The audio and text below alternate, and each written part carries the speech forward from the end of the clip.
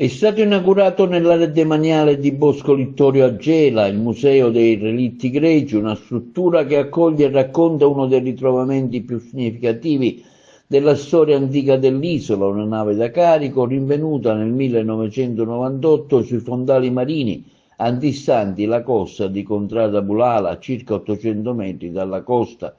La struttura è stata interamente finanziata dall'assessorato beni culturali con un importo di 5 milioni di euro, a valere sul Port Sicilia. Il progetto, la direzione dei lavori e l'allestimento sono stati curati interamente dalla Sovrintendenza per i beni culturali di Caltanissetta, guidata da Daniele Vullo.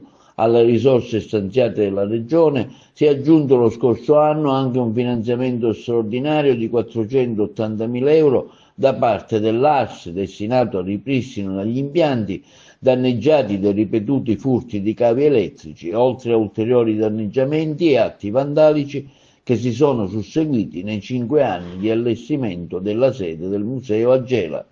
Oggi è una giornata epocale non solo per Gela ma per la Sicilia tutta. L'apertura del Museo dei Relitti Greci coniuga da una parte la storia millenaria del Mar Mediterraneo, dall'altra parte esalta l'identità siciliana. Un museo che era atteso da anni e che il governo Schifani finalmente, con grande slancio e impegno e abnegazione, ha aperto e ha restituito alla fruizione di tutta la comunità. Un museo che si estende per 4.000 metri quadrati, che ospita all'interno sale multimediali, aule disciplinari e multidisciplinari, ma anche depositi archeologici. Una grande vittoria per Gela, ma una grande vittoria per la Sicilia tutta.